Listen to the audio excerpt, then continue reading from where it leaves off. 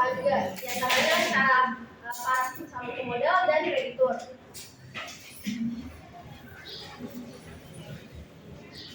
Yang pertama akan saya bahas tentang neraca. Pada slide dijelaskan neraca menunjukkan posisi kekayaan perusahaan, kewajiban keuangan dan modal sendiri perusahaan pada waktu tertentu, di mana kekayaan disajikan pada sisi aktiva dan sedangkan kewajiban serta modal sendiri disajikan pada sisi pasifa. Pada neraca kita bisa lihat bahwa kekayaan sama dengan kewajiban ditambah modal sendiri. Pada slide terdapat contoh dari salah satu neraca suatu PT TSR pada akhir tahun 2021 dan 2022.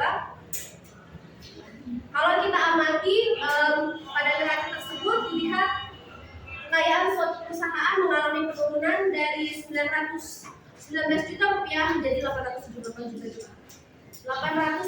juta rupiah.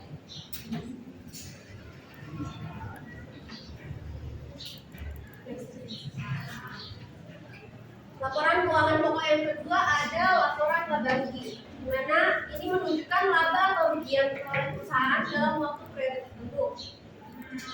Di mana terdapat rumus laba atau rugi sama dengan pendapatan dan penjualan dikurangi biaya dan ongkos. Pada slide juga terdapat contoh laba rugi dari PT TSR selama tahun 2022. Selama tahun 2022, perusahaan mampu menghasilkan laba setelah pajak sebesar 166 juta rupiah.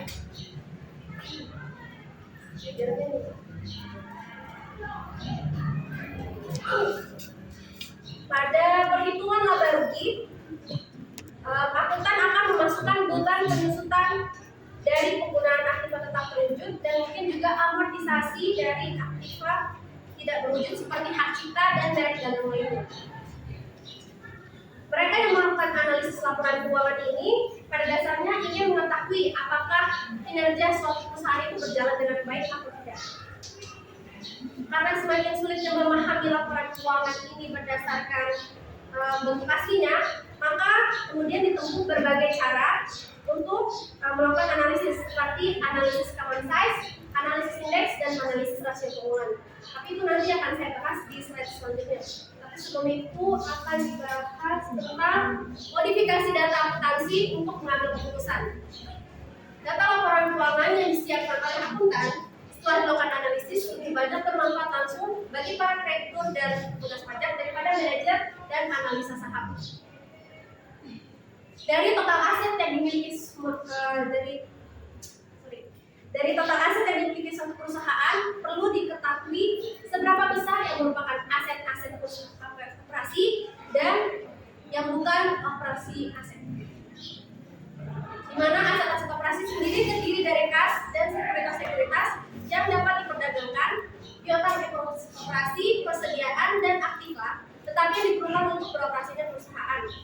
Sedangkan non-operating asset terdiri dari sekuritas yang diperdagangkan di atas jumlah yang layak untuk operasional, investasi pada anak perusahaan, tanah yang dimiliki untuk kegiatan yang bisa diperdagangkan dan sebagainya. Kadang-kadang ada perusahaan yang memiliki kas dan setara kas yang jumlahnya lebih besar dibandingkan daripada kebutuhan normalnya, karena aktiva tersebut itu mereka investasikan dan mereka menghasilkan pendapatan bunga. Maka penghasilan pendapatan bunga itu diklasifikasikan sebagai non-operating income.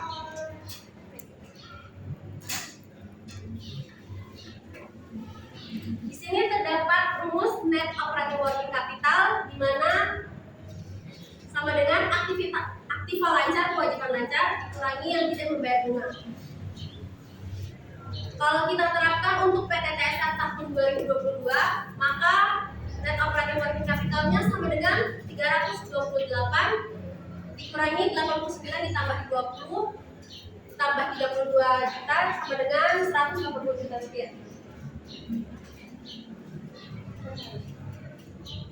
Untuk PT TSR pada tahun 2021 adalah total operating capital yang sama dengan 158 ditambah 600 juta sama dengan 358 juta.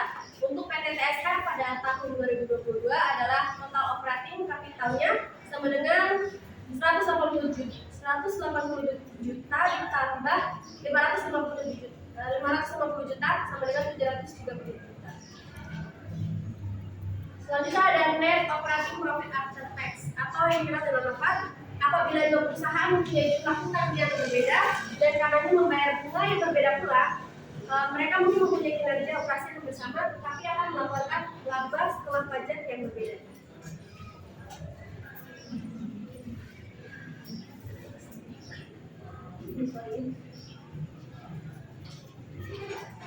Nah, ini ada penjelasan tadi yang seperti yang saya sebutkan, ada 3 analisis yang digunakan untuk laporan keuangan. Yang pertama ada analisis common size.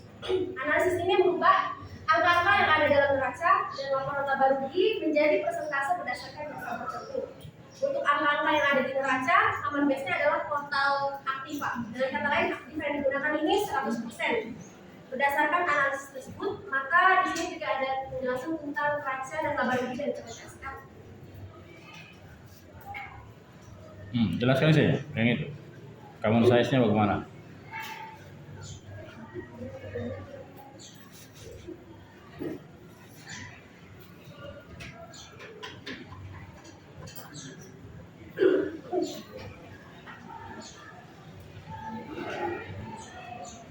Ini gampang analisis yang ini.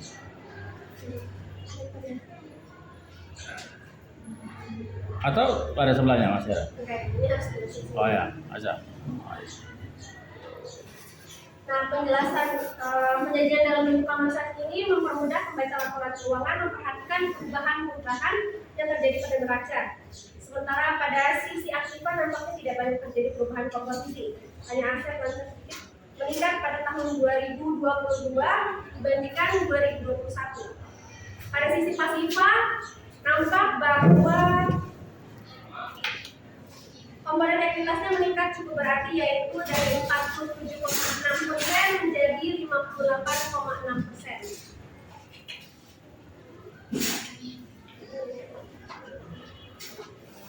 Dipandu dari sisi pemodalan, maka hal ini menunjukkan peningkatan menjadi pemodalan. Data yang awalnya mana data ini sebelum masuk ke persen ini mana data? Coba tunjukkan data. Ada di situ. Coba pindah tadi dia. Terus. Ah ini datanya ini kan, bukan? Neracanya. Terus lagi laporan rugi, lagi. Lagi. Ini rasanya. Bagaimana caranya ini dianalisis common size? Ini ada analisis tadi kan? Iya. Kan tadi kan hasilnya toh? Iya. Ini kan hasilnya toh? Iya. Common size secara analisisnya bagaimana? Dia pakai vertikal atau horizontal? Ada punya data hasilnya ada di mana? Data hasil tadi ada di siapa HP? Ada di HP kalian atau lagi? Iya. Satu kelompok download. Mana satu kelompok? Mana data filenya? Itu. Itu 2,4 itu dapat dari mana? Kasih buka ke 21. Terus, dari 1. Ada 21. Itu tadi pakai masih 2, berapa? 2,4 dapat dari mana? Semua bawa kalkulator toh? Bawa kalkulator. Ini nanti setelah ini saya kasih ujian ini. Satu ujian, kamu saya. Ada data ujian. Kalau kalian tidak serius. Bawa kalkulator toh? Buka kalkulator HP ya, saya suruh kamu buka kalkulator. Kalau punya saya buka kalkulator. Coba lagi dia enggak apa-apa, enggak usah gugup. Ini kita sampai kasih tahu tujuannya supaya kita tahu dapat tujuannya apa. Itu tadi kasih ya? Kasih yang itu ya? Hasil dari hasilnya 2,4. 2,4. Jawabnya kan 22 juta. 22. Ini yang punya neraca. Neraca 22. Begitu dapat dari mana itu 2,4? Coba kembali ke 2,4. Dia pakai data yang sama kah data yang berbeda? PT TSR, yang tadi PT apa? Sama TSR juga. Kenapa ini 20,4? Harus 2,2 itu tidak apa. Coba kembali.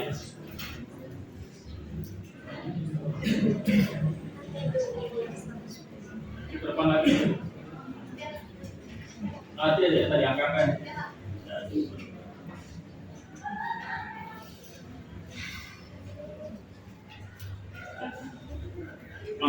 Foto. Aduh, mantap silat semua. Memang saya jelas, soalnya bisa kasih dia.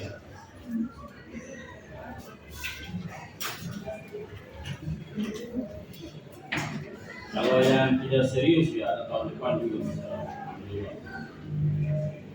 Jadi saya harus dulu. Kita datang bukan jalan-jalan, saya di kampung. Kalau mau jalan-jalan kita ada di sini.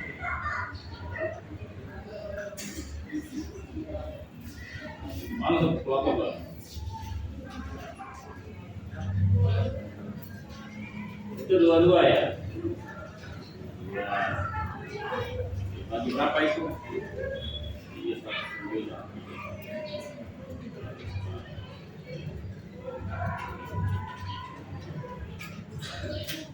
Oke, apa Pak? Lanjut ya, nanti buat komen kelas. Lanjut ya. Oke, nanti dapat hasilnya seperti tadi begitu ya. Mana tadi? Analisis kamotasnya hasilnya begitu. Oke, sekarang analisis indeks. Lanjut. Setelah ada analisis indeks, karena analisis ini merubah semua angka dalam satu laporan keuangan pada tahun dasar menjadi 100. Ya. Pemilihan tahun dasar bukan selalu tahun yang paling awal, tapi tahunnya yang normal. Ya. Dengan demikian, analisis ini dilakukan untuk membandingkan perkembangan dari waktu tua. Itu tahun awalnya apa? Tahun dasarnya tahun berapa? 2021. Kalau dia 5 tahun, kalau itu kan 2 tahun. 2 tahun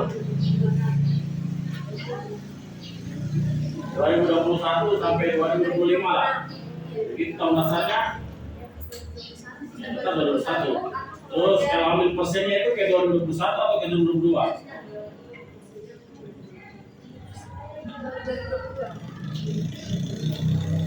Ya, lanjut. Yang ketiga ada analisis rasio keuangan. Analisis rasio keuangan dilakukan untuk mempermudah menganalisa, memahami kondisi keuangan perusahaan dengan melihat angka-angka apa adanya yang tercantum pada neraca dan laba rugi. Sering sulit untuk memperoleh gambaran yang jelas tentang kondisi perusahaan. Pada umumnya, berbagai rasio keuangan yang dinilai bisa digolongkan menjadi yang pertama ada rasio profitabilitas, yaitu mengukur kemampuan perusahaan memperoleh laba. Yang kedua, rasio manajemen aset, mengukur seberapa efektif perusahaan mengelola aset-asetnya. Yang ketiga, rasio manajemen hutang, yaitu mengukur bagaimana perusahaan menggunakan pendanaan yang berasal dari pinjaman. Yang keempat, rasio likuiditas, yaitu mengukur kemampuan perusahaan memenuhi kewajiban finansialnya yang harus segera dipenuhi.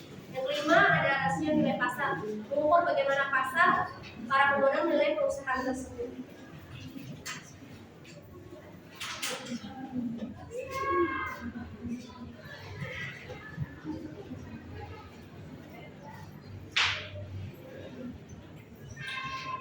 Nah, dari analisis rasio keuangan itu ada dibagi lagi 3 rasio keuangan. Yang pertama ada BEP, yaitu break even point, ya, adalah titik seimbang dari hasil perhitungan pendapatan yang dihasilkan dengan modal yang perusahaan keluarkan. Rasio BEP dirumuskan sebagai berikut, di mana BEP sama dengan laba operasi dibagi dengan rata-rata total aset dikali dengan 100%. Dan yang rasio keuangan yang kedua ada ROE atau return on equity, yaitu ada imbal hasil yang dicetak perusahaan untuk pemegang saham, yang dirumuskan sebagai berikut, yaitu ROE sama dengan laba setelah pajak dibagi rata-rata ekuitas dikali dengan 100%. Tentunya ada contoh soal. Untuk soal pertama akan dibahas oleh rekan saya, Ben. Itu naik equity ya.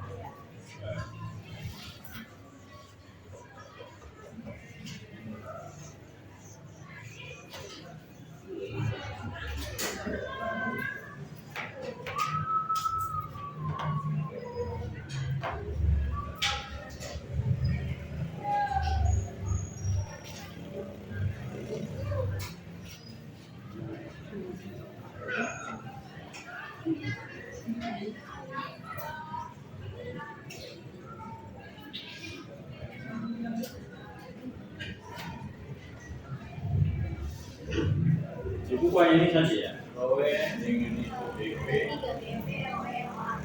ROA. Iya. Tadi itu ROA nggak ada. ROA 3. Oh, ada. Iya. Lanjut, itu ada deh sabar dulu. Oh. Jalan dengan ROA dulu sekalian. Nanti kamu akan katakan soal ya. Katakan soal apa ya? ROA-nya. Ada sabar, ROA-nya. Itu nama hasil. Mana kita nama hasilnya? Next slide. Ya, sekalian ya. Yang ketiga ada return on asset atau ROA, yaitu ukuran Katakan soal dari belakang, maaf. Itu dari belakang. yaitu ukuran kemampuan aset perusahaan untuk menghasilkan laba bersih. Di mana ROA ini ada 2 deh. Ya, ROA itu sama saja. Oh sama ya. Ya. ROA atau ROI itu bisa dinyatakan sebagai maksudnya ini ada ROA sama dengan laba setelah pajak bagi rata-rata total aset dikali 100%. Dan ada profit margin, yaitu angka yang menggambarkan profitabilitas suatu bisnis. Di mana profit margin sendiri yaitu laba operasi dibagi penjualan dikali 100%.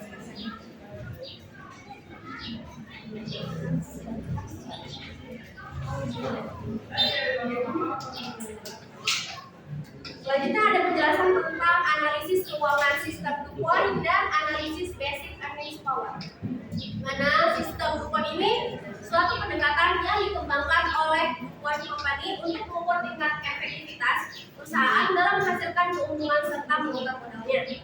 Sedangkan basic earnings power sendiri mengukur kemampuan perusahaan untuk menghasilkan laba, suku bunga, dan pajak dengan menggunakan total aktiva yang dimiliki perusahaan. Kedua analisis tersebut memutuskan analisis pada ROE. Semakin tinggi ROE akan semakin baik bagi pemilik entitas, tapi menggunakan pendekatan yang berbeda. Sesuai pendekatan Dupont, maka ROE sama dengan ROA dikali dengan equity multiplier.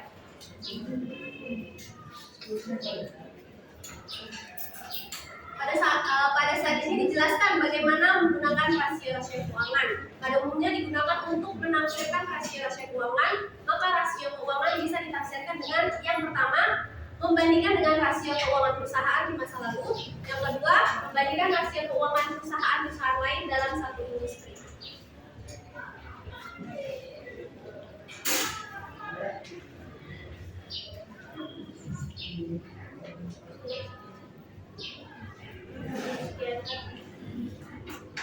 Selanjutnya kita akan bahas latihan soal, maksudnya ada 2 latihan soal yang dibahas sama saya. Yang pertama dan yang kedua gimana?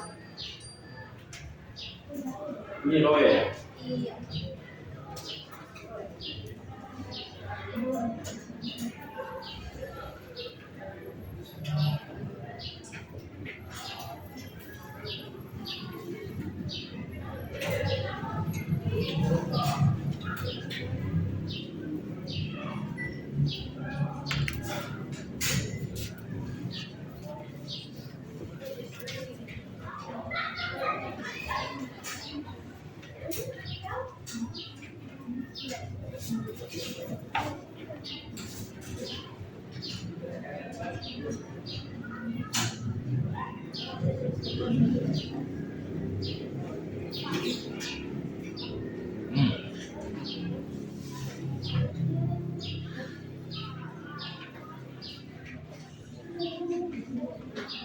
Wih, laponya besar sekali tuh.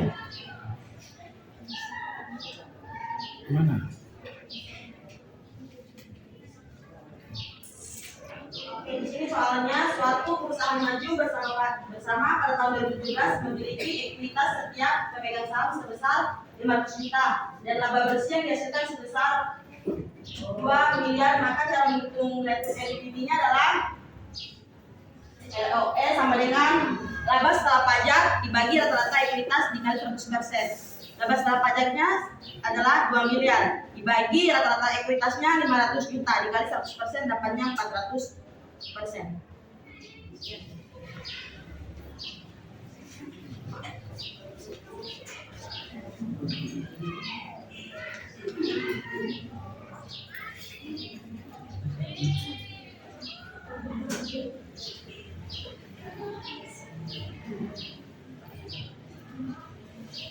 Ini net profit margin ya? Iya.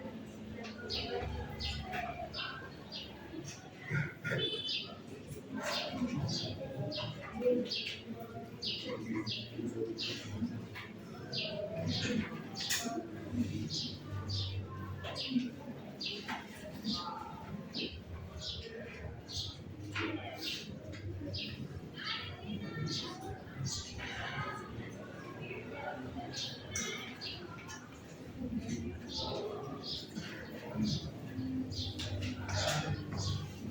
soal kedua adalah usaha saham menghasilkan jumlah modal besar sebesar 150 juta dengan biaya produksi sebesar 120 juta dan berapakah net profit perusahaan. Di sini rumus NPM laba dikali 100 dibagi penjualan dan hasilnya 30 dikali 100 120 dibagi 30 dikali 100 dibagi 150 hasilnya 20%. Terima kasih. Ya.